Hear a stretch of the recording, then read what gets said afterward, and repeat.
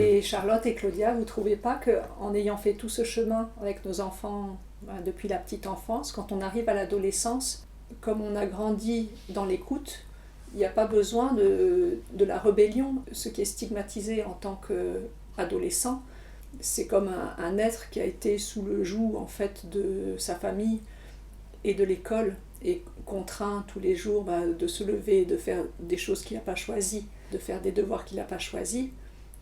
Il arrive à un moment où il prend conscience de lui, de son indépendance, de sa propre autorité, et là il se réveille, il se rebelle, et on dit que c'est un ado. Mais si on s'est écouté, respecté, tout continue.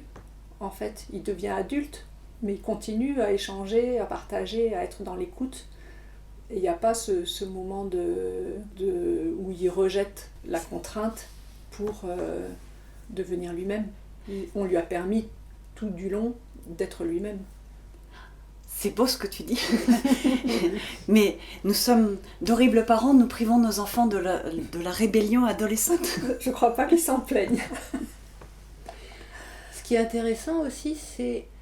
Moi, j'ai découvert, en commençant à fréquenter des familles qui se passent d'école, je me suis rendu compte que quand ils jouaient dans des parcs ensemble, ils incluaient tous les âges dans leurs jeux et ils s'entraidaient beaucoup.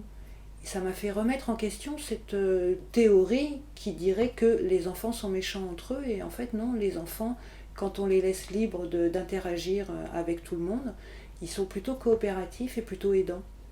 Et je pense aussi que c'est un souci que des enfants du même âge soient tout le temps ensemble, parce que chacun a les mêmes besoins. Peut-être qu'à 3 ans, l'enfant dit « Regarde ce que je sais faire, regarde ce que je sais faire ».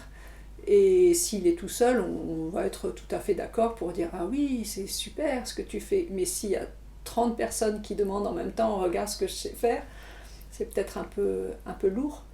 Et là, justement, comme tu parlais de cette mixité d'âge, s'il y a un petit enfant qui demande de l'attention, un plus grand aura grand plaisir à prendre soin.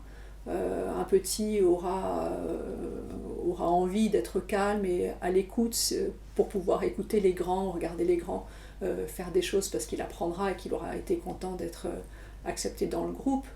Ouais, et le mélange d'âge, c'est ce qui garantit aussi, comme dans la vraie vie, qu'il n'y a pas de compétition. Voilà. Puisqu'on n'est pas avec d'autres du même âge, avec en plus la comparaison permanente qui existe à l'école.